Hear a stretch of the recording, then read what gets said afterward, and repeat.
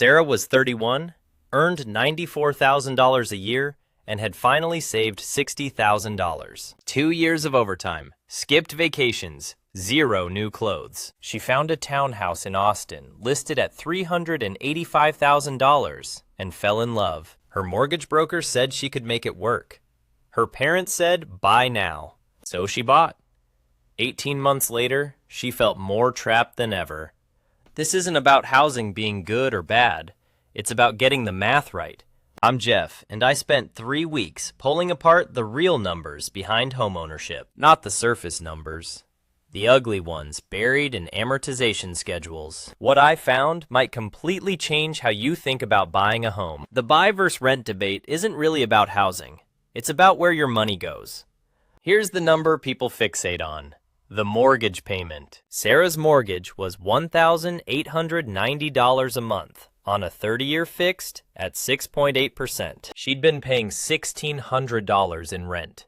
Buying felt like a small step up. What she didn't factor in, what almost nobody does, is the true cost stack. In Austin, property taxes average 1.8% of assessed value per year. On a $385,000 home, that's $577 every single month, just in taxes. Add insurance at $180, PMI at $120. HOA fees at $220 per month. Maintenance alone, 1.5% of home value per year. That's $481 a month. Total true cost stack, $3,468 every month, not $1,890. Compare that to her $1,600 rent.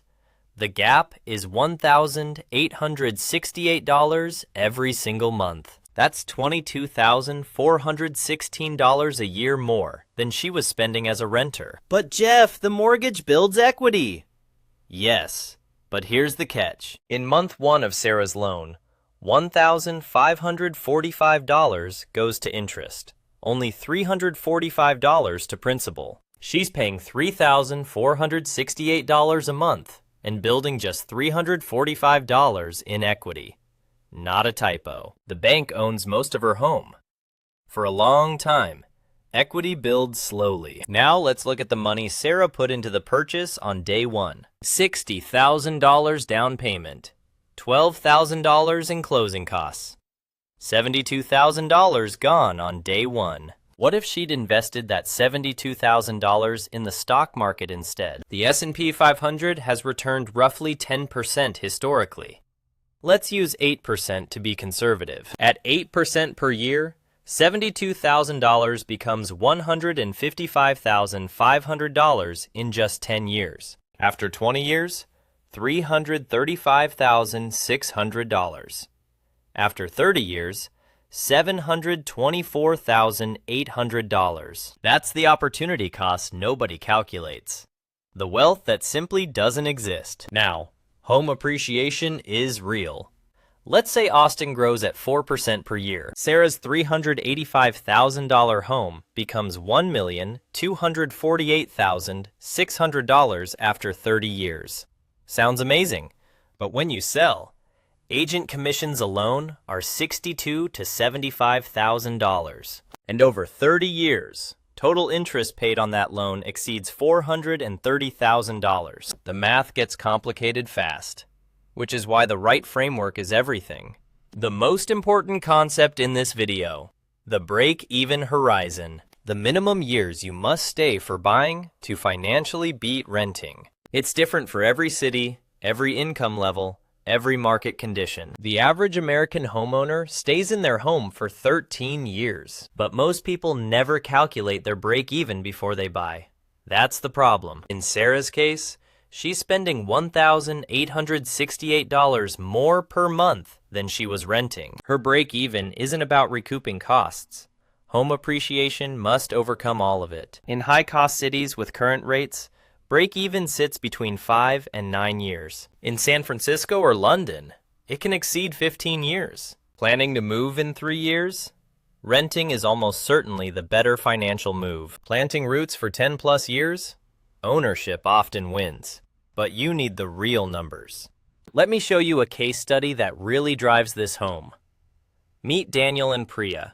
Toronto, Canada. Both in tech. Combined income, $185,000 Canadian dollars. Savings, $120,000. In 2023, they faced the same question. Buy a $750,000 condo or keep renting. A friend said prices would keep going up. They needed to lock in. They bought. Their true cost stack came out to $6,215 a month.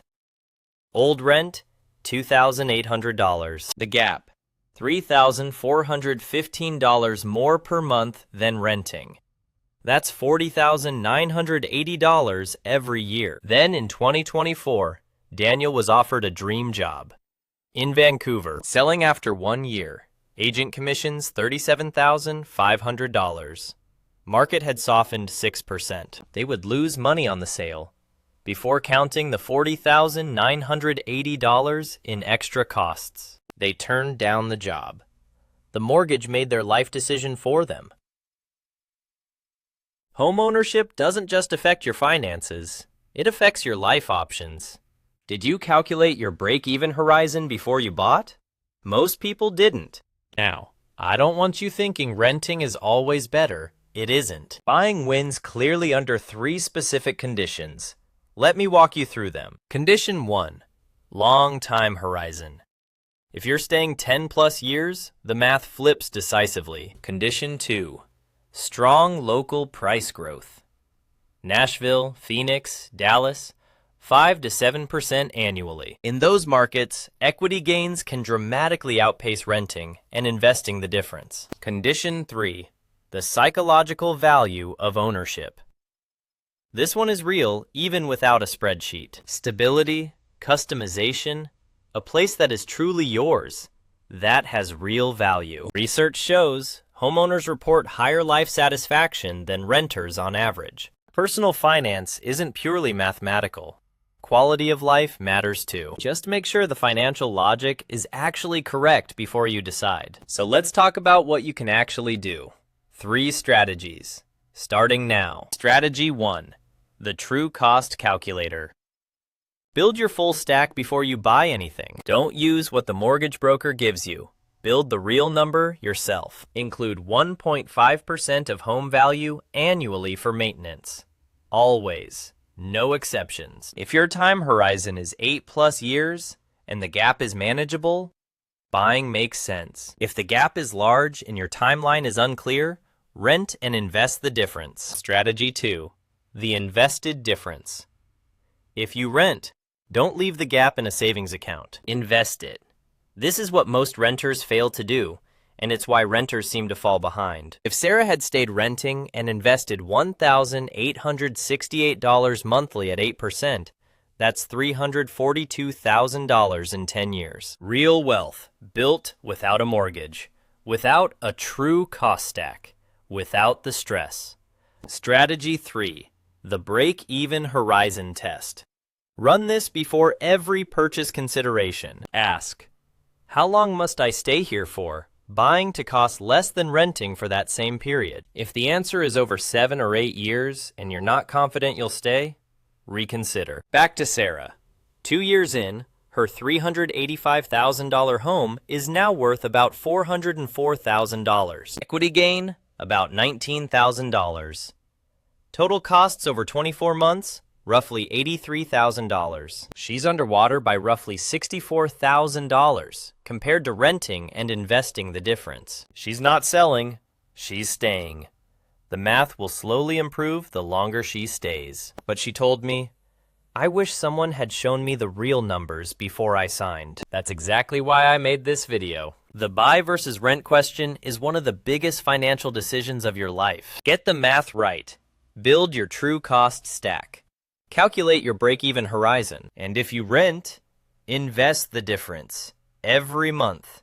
No exceptions. This content is educational only and is not financial advice. Every situation is different. Always consult a financial professional for your specific situation. If this changed how you see the buy versus rent question, subscribe to Jeff on Investing. Drop a comment. Are you renting or owning right now? And why did you choose that path? And if you want to see how these principles apply to investing your savings in the market, the next video is right up there. I'll see you in it.